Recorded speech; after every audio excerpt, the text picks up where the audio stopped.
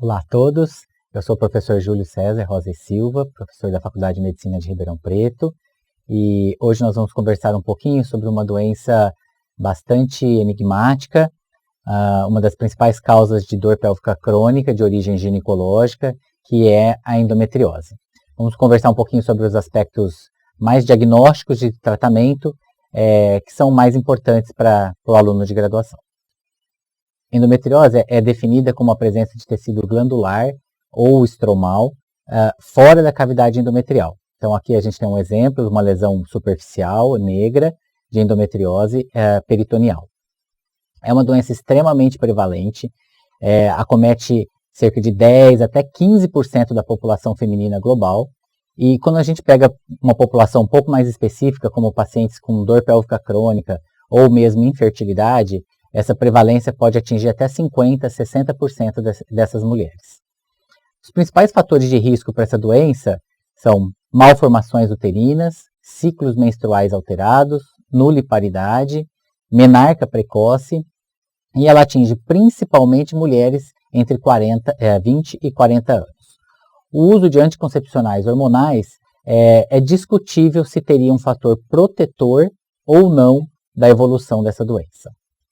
A etiopatogenia é extremamente controversa e complexa. Existem inúmeras teorias que tentam explicar a doença.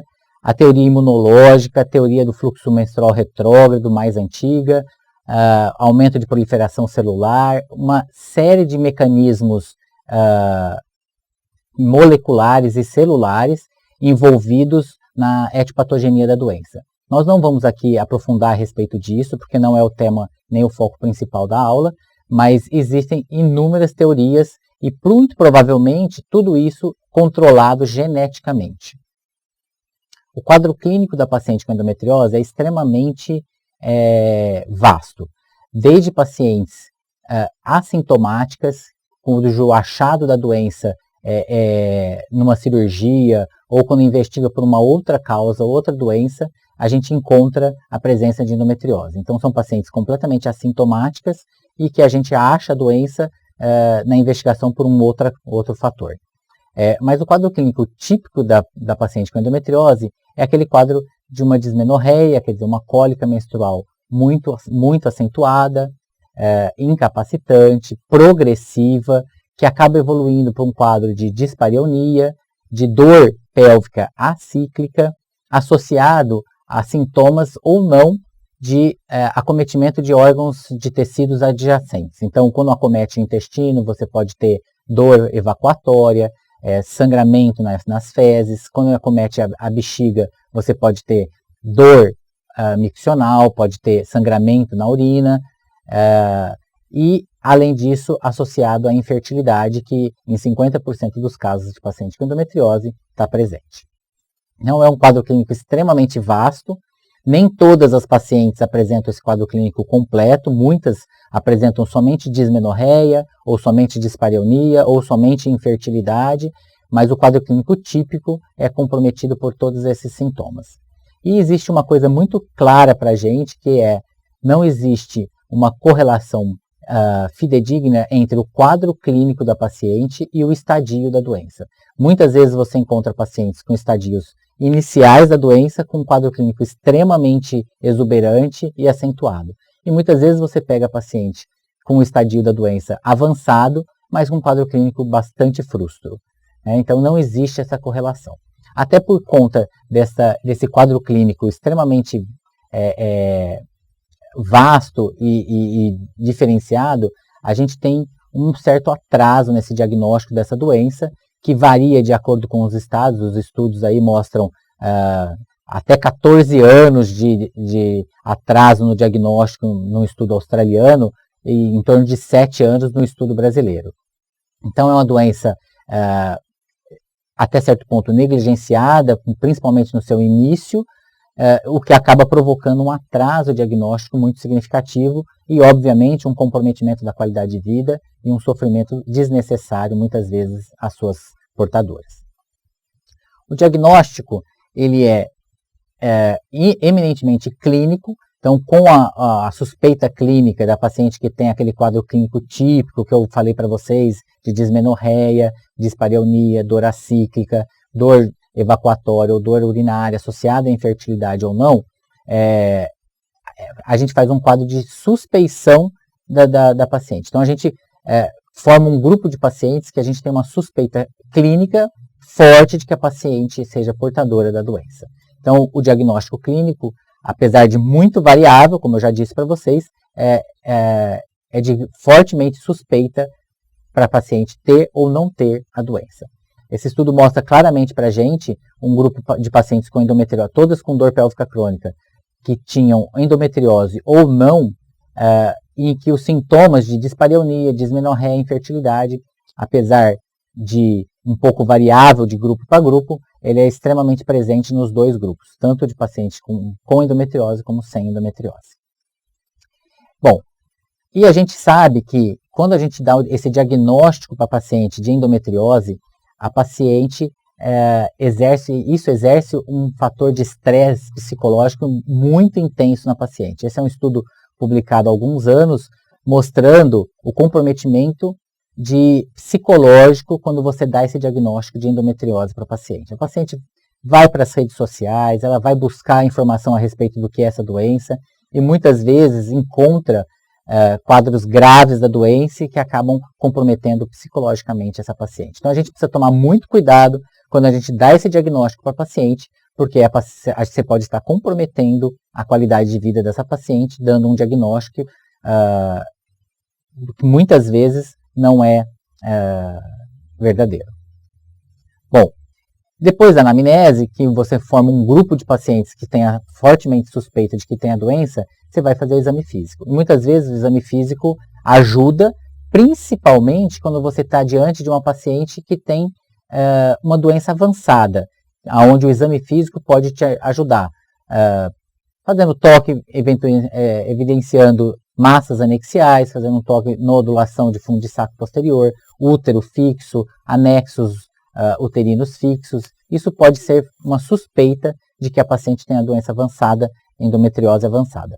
Mas é muito nítido para a gente que a doença inicial, aquela doença superficial, ela não é detectada pelo exame físico, ela não é nem suspeitada pelo exame físico. Então, o exame físico ajuda, mas ajuda somente nos casos avançados da doença. E como é que a gente poderia fazer, então, o diagnóstico dessa doença? A gente inicia com o ultrassom, que é o exame, a princípio, de eleição para a gente iniciar a investigação da paciente que a gente tem uma suspeita forte pela anamnese ou pelo exame físico de que ela seja portadora de endometriose. Então, o ultrassom é um exame pouco invasivo, que dá bastante informação para a gente e que pode demonstrar claramente o acometimento e quais são os órgãos e quais são os sítios de acometimento dessa doença. Então, o ultrassom é bastante utilizado na nossa prática clínica e é o primeiro exame a ser utilizado. Ele tem alta acurácia, uma acurácia muito semelhante à ressonância magnética, tá? E deve ser utilizada de maneira rotineira na paciente que tem suspeita clínica da doença. Então, aqui a gente tem um exame mostrando um cisto endometriótico, né, ovariano, né, um cisto bastante típico do comprometimento endometriótico da doença, e aqui uma doença avançada já acometendo o reto sigmoide, com uma doença avançada de endometriose infiltrativa profunda. Bom, ultrassom. E aí vem a pergunta, quando pedir e se devemos pedir mesmo na paciente que tem exame físico normal? Sim, os guidelines internacionais hoje mostram para a gente uma clara vantagem em realizar ultrassom, mesmo naquelas pacientes que têm exame físico normal. Então, se você tem um grupo de pacientes com suspeita clínica forte de que ela seja portadora da doença, mesmo que o exame físico seja normal, que você não tenha identificado a presença de lesão de endometriose, você deve realizar ultrassom porque ele tem uma acurácia muito maior, muito superior ao exame físico na detecção da doença. Enquanto o exame físico tem uma acurácia em torno de 45%, 50% na detecção da doença, o ultrassom pode chegar até 90%, 95% de acurácia na detecção da doença. Então, devemos sim sempre realizar ultrassom na suspeita clínica da doença endometriose. Bom, E o ultrassom ele é ótimo, não só para identificar aderências, útero fixo, mas também a presença de cistos de endometriose e endometriose profunda. Obviamente que aquela doença inicial, superficial, que eu disse para vocês que o exame físico não ajuda, o ultrassom também não vai ajudar. Na verdade, nenhum exame de imagem, mesmo a ressonância magnética, não ajuda na detecção dessa doença inicial superficial. Bom, a ressonância, como eu disse para vocês, é um exame que pode ser utilizado, mas ele é restrito àqueles casos onde o exame ultrassonográfico não foi suficientemente elucidativo para o diagnóstico de acometimento da lesão, órgãos acometidos pela doença. A gente pode lançar mão da ressonância magnética, que não é o exame a ser realizado de maneira rotineira como primeiro exame na investigação dessa doença. Então, ela não é o método diagnóstico primário, deve ser considerado, então, na investigação da endometriose extensa, profunda, e deve ser sempre utilizado interpretado por um radiologista especialista no assunto. Bom, aqui um trabalho mostrando exatamente isso, uma alta acurácia da ressonância magnética comparada com o ultrassom transvaginal e com o ultrassom transretal, mostrando a ressonância, mostrando alta sensibilidade, especificidade, valor preditivo negativo adequados e comparáveis com o exame de ultrassom. Marcadores séricos, sejam eles tumorais ou inflamatórios, já foi muito investigado, temos mais de 120 marcadores séricos endometriais, urinários, salivares já investigados, dentre eles aqui os principais, sendo o CA125 o principal deles, mas nenhum desses biomarcadores se mostraram com uma sensibilidade e especificidade suficientes para ser indicado na utilização na prática clínica. Então, mostrando aqui que o CA125 está aumentado em 50% dos casos de endometriose, você tem elevação, quer dizer, 50% da paciente tem a doença e não tem a elevação do CA125, e mostrando também que esse biomarcador está aumentado principalmente nos estadios avançados da doença, onde o exame de imagem, seja ele ultrassonográfico ou a ressonância, já demonstrou claramente a presença da doença. Então, ele é desnecessário a utilização. Então, até este momento, nós não temos nenhum biomarcador que deva ser indicado de maneira rotineira na investigação, no diagnóstico dessa doença. Pode ser que daqui a alguns anos, algum tempo, tenhamos algum exame, algum biomarcador que tenha acurácia suficiente para ser indicada na prática clínica. Mas, neste momento, nós não temos nenhum biomarcador a ser indicado.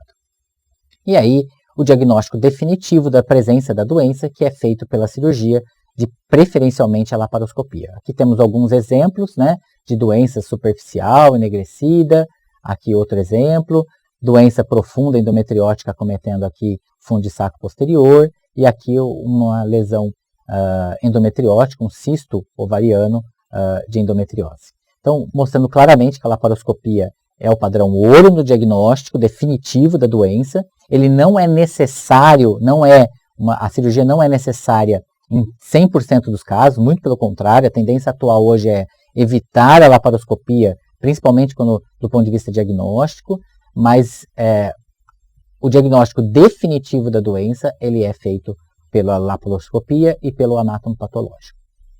Em algumas situações muito raras, de acometimento intestinal, urinário, exames como a urografia excretora ou colonoscopia podem ser lançados mão, mas lembrando sempre que é uma indicação rara e não deve ser feita de maneira rotineira nas pacientes, mesmo que na doença avançada. Bom, vamos conversar um pouquinho agora sobre tratamento. A gente conversou bastante sobre diagnóstico, sobre diagnóstico de suspeição, o que a gente deve ou não deve lançar mão para fazer o diagnóstico da doença, e vamos conversar um pouquinho agora sobre tratamento. Tratamento da endometriose, ela é dividida do ponto de vista didático no tratamento da dor pélvica ocasionada pela doença ou da infertilidade. Obviamente que a boa parte das pacientes portadoras dessa doença tem as duas sintomatologias. Ela tem tanto a dor pélvica quanto a infertilidade. Mas do ponto de vista didático, nós vamos dividir e vamos discutir um pouco a respeito do tratamento para dor pélvica crônica e vamos deixar a infertilidade num segundo passo, numa segunda etapa.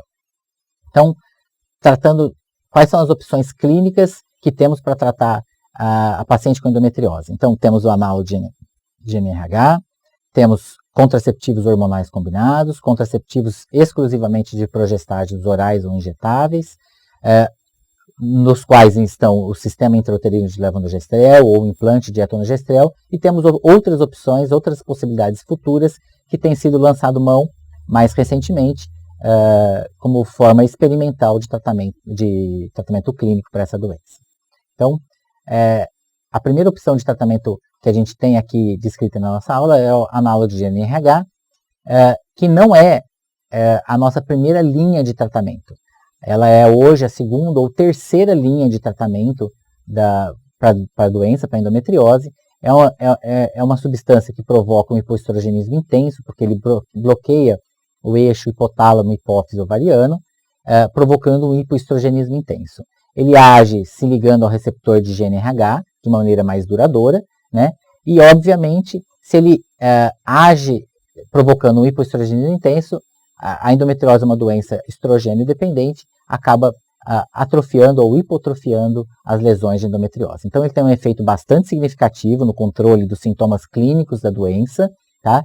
Mas, em compensação, pelo hipoestrogenismo intenso provocado, ele também tem efeitos colaterais bastante intensos. Então, secura vaginal, secura de pele, queda de cabelo, ondas de calor, que são bastante desagradáveis e pouco toleradas pelas pacientes. Então, hoje, em virtude das opções que a gente tem hoje de tratamento terem eficácia muito semelhante ao análogo de NRH, ele é a nossa segunda ou terceira linha nas opções de tratamento para essa doença. A nossa primeira linha de tratamento atualmente são os contraceptivos hormonais, sejam eles combinados ou de progestágeno isolado. Aqui, os contraceptivos hormonais, já existem meta-análises mostrando, comparativo ao análogo de NRH, mostrando uma eficácia muito semelhante do ponto de vista de controle da dispareunia e da dor acíclica, e mostrando que o análogo de NRH tem um efeito inicial melhor para dismenorreia, para cólica menstrual, mas que a médio prazo, depois de 4 a 6 meses, tanto os anticoncepcionais combinados como o análogo de NRH tem uma eficácia muito semelhante. Então, por ter uma eficácia muito semelhante, com, obviamente, muito menos efeito colateral, os anticoncepcionais orais combinados estão entre as opções de primeira linha para o tratamento dessa doença. A dúvida existe entre o uso contínuo ou cíclico dessa substância. Se a gente deve usar com o padrão de sangramento de cíclico, provocando a menstruação na paciente, ou se a gente deve usar continuamente, evitando que essa paciente menstrue.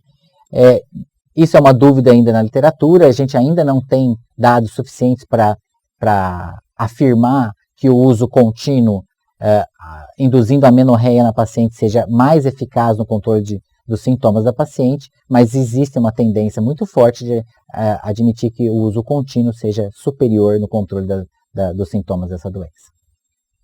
A outra opção, que também é considerada como primeira linha de tratamento, são os progestágenos isolados. Os progestágenos, já há décadas, já se sabe que ele tem um efeito de regulação da expressão de receptores de estrogênio, redução e bloqueio da síntese de DNA e ativação mitótica no endométrio, aumento da apoptose do endométrio, diminuição de expressão de marcadores de proliferação celular. Isso há anos a gente já sabe que os progestágenos têm esse efeito, e obviamente quando a gente observa a doença, a etiopatogenia da doença, a gente percebe que ele tem efeito praticamente em todas essas situações moleculares ou celulares que estão envolvidas na etiopatogenia da doença. Então, o progestágeno isolado ele tem um efeito porque ele leva uma atrofia, uma hipotrofia endometrial e, consequentemente, provavelmente das lesões de endometriose também, levando a amenorreia paciente e, obviamente, melhora dos sintomas clínicos. Então, os progestágenos ainda têm efeito anti-inflamatório, diminuição de metaloproteinases, de matriz extracelular, diminuição de angiogênese, também amplamente envolvidas no mecanismo molecular e celular dessa doença. E provoca, obviamente, melhora dos sintomas em 75% a 80% das pacientes, o que é um excelente resultado para o tratamento clínico. Então, é uma boa opção para pacientes com endometriose. falando exclusivamente do sistema intrauterino de levonorgestrel, que também é uma maneira de você oferecer à paciente um progestágeno isolado, né? É o DIU medicado, você coloca ele dentro do útero e ele libera uma quantidade pequena de levonorgestrel, que é um progestágeno intrauterino, e obviamente isso é absorvido e tem passagem pela corrente sanguínea, mas numa concentração muito baixa, e ele provoca o efeito de amenorreia ou hipomenorreia na paciente, ocasionando atrofia glandular e desfidalização do estroma. Aqui é um trabalho comparando análogo de NRH com sistema intrauterino de levonorgestrel em pacientes sintomáticas, com endometriose sintomática, mostrando que logo no primeiro mês de uso das duas substâncias tem um efeito de redução de dor muito significativo, bastante significativo, que perdura por até 6 meses da utilização dessas medicações.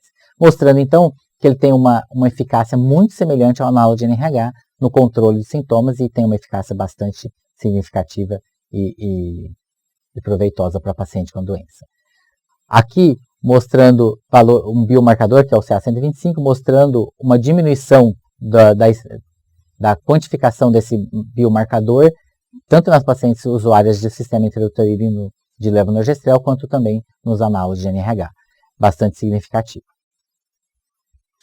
Uma outra opção que recentemente foi disponibilizada no mercado é um outro progestágeno isolado, chamado Dienogest, que tem efeito, como eu disse, todos os progestágenos isolados têm esse efeito de inibição de crescimento de lesões endometriais, por inibição de secreção de gonotrofina, hipoestrogenismo intenso, efeito local inibitório de proliferação, impacto sobre inflamação, metaloproteinases e também angiogênese. Então, o Dienogest é mais uma opção terapêutica dentro da classe dos progestágenos isolados, que tem uma eficácia bastante significativa quando comparada com placebo, né, mostrando uma diminuição bastante significativa em até 12 semanas de tratamento, comparado com placebo, mas também tem uma eficácia em 6 meses comparada ao análogo de NRH. Então, mostrando uma eficácia bastante significativa do Dienogest comparado com o análogo de NRH. Então, é mais uma opção que dos últimos anos apareceu, que pode ser lançado mão no tratamento da doença. Aqui, mais uma opção que recentemente apareceu no tratamento da doença, é o implante de etonogestrel, também uma nova maneira de você poder administrar a paciente com endometriose, uma via nova de administração de progestágeno isolado, que é o implante de etonogestrel, mostrando uma eficácia bastante significativa, melhora na qualidade de vida e na dor das pacientes, tanto do grupo que usou o implante de etonogestrel, quanto na paciente que usaram o sistema intrauterino de levonorgestrel, mostrando que é mais uma opção no arsenal terapêutico para o tratamento dessa doença. Bom, por que algumas pacientes respondem bem ao tratamento com progestágeno isolado, que como eu já disse, 75%, 80% responde bem, e uma porcentagem aí de 20%, 25% não responde ao tratamento com os progestágenos isolados?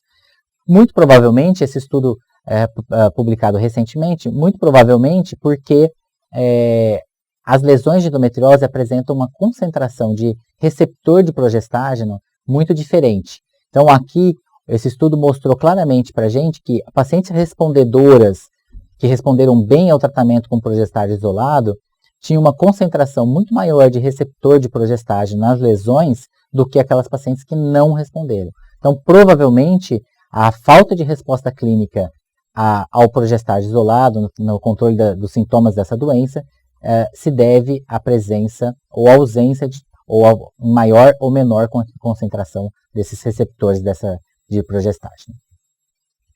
Outra opção também mais recentemente utilizada são os inibidores de aromatase, como o letrozol ou anastrozol, que são opções terapêuticas que recentemente têm sido utilizadas, mas que, do ponto de vista prático, ainda não são indicadas para o controle clínico rotineiro da doença. Em casos específicos, em casos avançados, em casos de exceção, eles podem ser utilizados.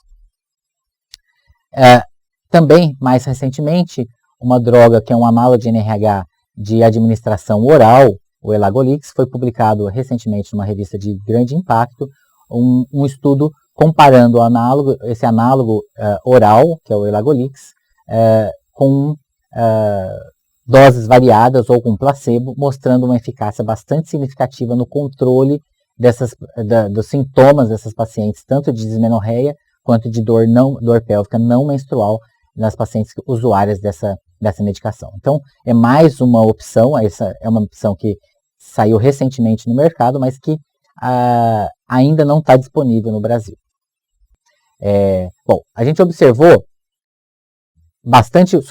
conversamos bastante sobre o tratamento clínico dessa doença, né, as diversas opções clínicas que nós temos, e hoje o preconizado é que, a princípio, como primeira linha de tratamento, tenhamos o tratamento clínico e, na falha do tratamento clínico, deveríamos indicar o tratamento cirúrgico. Então, o tratamento cirúrgico ele fica como uma segunda opção, aquelas pacientes que tiverem falha de tratamento clínico.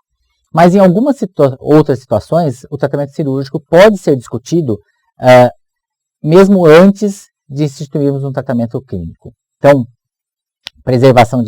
quando queremos discutir preservação de fertilidade, na progressão da doença, na presença de doença intestinal avançada, ou de trato urinário avançado, ou de doença de apêndice, devemos discutir a possibilidade de tratamento cirúrgico como primeira linha de tratamento.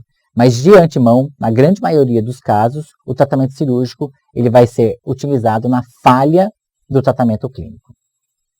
E existem alguns conceitos básicos que devemos levar em consideração, que são conceitos atuais a respeito do tratamento cirúrgico para essa doença. Então, devemos provocar uma citorredução o mais próximo do total possível e restabelecendo a anatomia pélvica o mais próximo do possível também. Bom, quando conversamos sobre tratamento cirúrgico, e principalmente relacionado à dor pélvica crônica associada à doença, à endometriose, temos o seguinte: quando você tem uma doença superficial, uma doença inicial, a cauterização ou a coagulação e a destruição dessas lesões é o preconizado. Quando temos a doença avançada, seja ela ovariana, infiltrativa profunda, retrocervical, septo retovaginal, intestinal, vesical, o ideal é que busquemos a exérese da maior quantidade possível de lesão para que evitemos uma recidiva e tenhamos uma qualidade de vida melhor pós-operatória para essas pacientes. Então, esse estudo mostra claramente que na doença inicial, na doença peritoneal, a comparação entre pacientes submetidas a procedimento cirúrgico ou somente a laparoscopia diagnóstica sem procedimento cirúrgico, temos um controle da dor acima de 80% de quando temos o tratamento cirúrgico e um controle da dor em torno de 32% quando fazemos a laparoscopia somente diagnóstica, mostrando que realmente o controle dos sintomas é bastante significativo com o tratamento cirúrgico, né? Melhorando índices de qualidade de vida e 6 meses depois, mostrando num second look, mostrando que teve piora do estadiamento da doença em somente 12% daquelas submetidas a tratamento cirúrgico, e naquelas pacientes submetidas a tratamento diagnóstico, tivemos uma piora do estadiamento em torno de 45%, mostrando realmente a eficácia do tratamento cirúrgico na doença inicial, na doença superficial peritoneal. Quando lidamos com a endometrioma ovariano, a dúvida é se devemos retirar a cápsula ou se simplesmente drenar e coagular essa pseudocápsula do endometrioma ovariano. E os trabalhos têm mostrado para a gente, já há longo tempo, que a cistectomia, quer dizer, a retirada dessa pseudocápsula do endometrioma, é melhor do ponto de vista de menor taxa de recidiva da dor, menor taxa de recidiva da própria doença, do próprio endometrioma. Então, o preconizado hoje em dia é que devemos retirar essa pseudocápsula, tratar retirando essa pseudocápsula do endometrioma. Quando lidamos com a doença infiltrativa profunda, mais recentemente tem sido muito estudado a respeito da doença avançada, com acometimento intestinal, vesical, ou mesmo peritoneal mais profunda, que os trabalhos têm mostrado que a exérese das lesões levam a uma melhora na qualidade de vida, a tempo livre da doença e sintomas maiores do que 5 anos. Então, devemos sempre que nos propusermos a um tratamento cirúrgico para essa doença, para a endometriose, principalmente a doença avançada infiltrativa profunda, devemos ser o mais citoredutor possível, retirando a maior quantidade de lesão possível, que isso vai realmente impactar na qualidade de vida e na recidiva da doença. Mas não podemos deixar de lembrar que as complicações nessas cirurgias não são infrequentes. São bastante variáveis de acordo com a casuística, mas variando aí em torno de 0,5%, 1% até 14% de complicações entre menores e maiores desse tipo de cirurgia.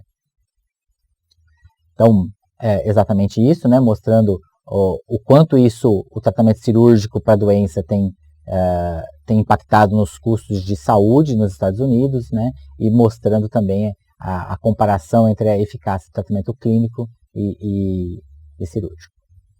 Bom, nós vamos conversar um pouquinho, eu vou mostrar para vocês um vídeo de um tratamento cirúrgico para a doença, para endometriose profunda, avançada, intestinal, né?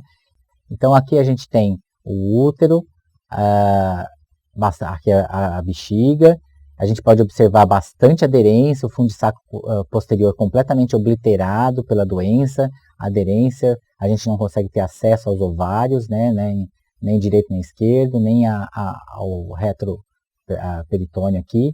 Então a gente vai desfazendo a aderência com muita calma, com muita cautela, para evitar lesões de órgãos adjacentes, né? A gente vai desfazendo as aderências, muitas vezes essas aderências são desfeitas somente por tração, de maneira facilmente. Em algumas vezes essas aderências tem que ser utilizada energia para conseguir desfazer essas aderências. Aqui a gente mostra um endometrioma no ovário direito que foi drenado aqui o ovário completamente obliterado, tinha um cisto endometriótico. A gente vai desfazendo essas aderências até conseguir um bom acesso do fundo de saco posterior, para que consigamos identificar a lesão de endometriose propriamente dita e possamos retirar essa lesão por completo para induzir a paciente um tratamento cirúrgico adequado.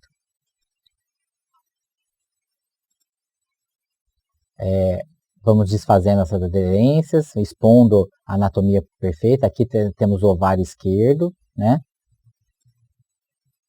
E aqui já estamos expondo a doença posterior ao útero aqui, já temos um acometimento abrindo o reto peritônio. E aqui já com a lesão completamente identificada, já isolada do útero aqui, abrindo o reto peritônio aqui para a identificação do intestinal e ressecção da lesão. Após o procedimento completo, aqui a retirada da lesão, né, usando um grampeador cirúrgico, e a gente provoca a retirada completa da lesão. Bom, a gente tem sempre uma dúvida muito grande entre o tratamento clínico e o tratamento cirúrgico, mas o consenso atual hoje em dia é de que a grande maioria das pacientes se beneficiam de maneira bastante contundente do tratamento clínico, em torno de 80% das pacientes. Então hoje, tirando alguns casos de exceção, o tratamento clínico é a nossa primeira opção e aquelas pacientes que são refratárias ao tratamento clínico devem ser submetidas ao tratamento cirúrgico.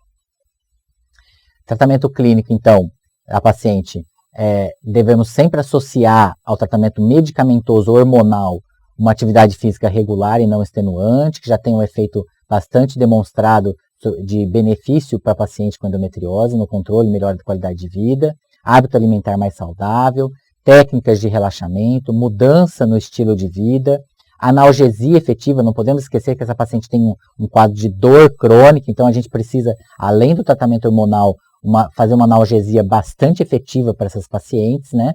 Então, o tratamento da paciente com endometriose envolve tanto questões de qualidade de vida, de melhora de qualidade de vida, como analgesia, tratamento clínico hormonal. Aquelas pacientes que não respondem a esse tratamento prévio têm o tratamento cirúrgico.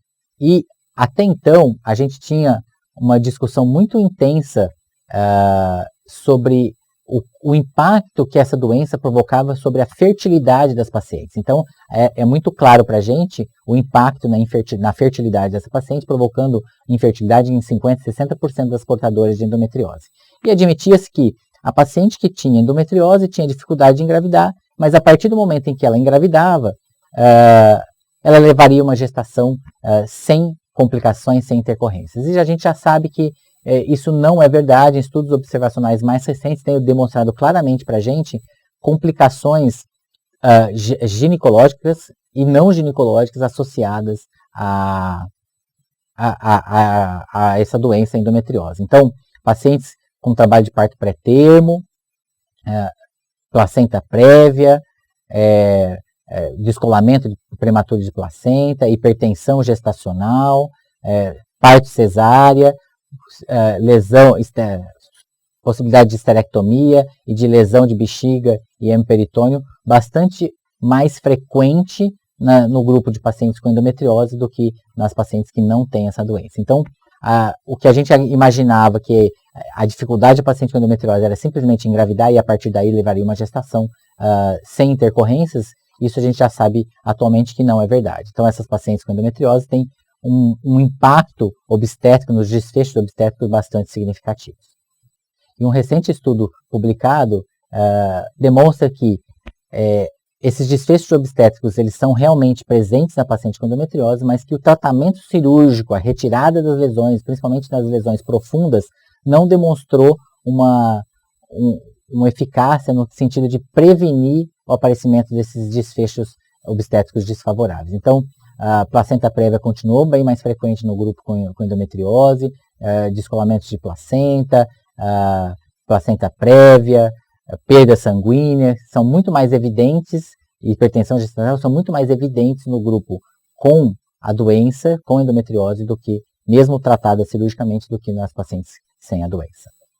As mensagens finais que devem ficar para vocês que a endometriose é uma doença extremamente prevalente, que é considerada hoje um problema de saúde pública, tanto no Brasil quanto na grande maioria dos países do mundo, que o diagnóstico precoce clínico deve ser valorizado, então devemos valorizar muito a sintomatologia da paciente para evitar atrasos no diagnóstico e principalmente no tratamento dessa doença, o que provoca provavelmente um aumento da incidência da doença avançada, né? O tratamento cirúrgico deve ser reservado àquelas pacientes que não responderam ao tratamento clínico, na sua grande maioria das vezes, e que existem uma busca atual por novas alternativas para o tratamento medicamentoso, uma vez que o tratamento clínico, primeira e segunda linha hoje, provocam cerca de 85% de controle clínico da doença. Então, buscamos novas opções terapêuticas que sejam mais eficazes do que as que a gente tem hoje para lançar a mão para o tratamento dessa doença. E que o tratamento, quando indicado o tratamento cirúrgico, ele deve ser o mais citoredutor possível, provocando o menor dano a essas pacientes. E que a paciente com endometriose precisa de uma abordagem multidisciplinar, precisa de uma abordagem com fisioterapeuta, com nutricionista, com educador físico, com enfermeira, com um médico, com o ginecologista, com o proctologista, com o urologista, com o médico que tem controle da dor, porque essas pacientes realmente precisam de uma equipe multidisciplinar para que tenham uma boa qualidade de vida e, ocasionalmente, pouca recidiva dos sintomas. Muito obrigado. Espero que a aula esteja agradável a todos e que vocês usufruam bastante do conteúdo. Obrigado.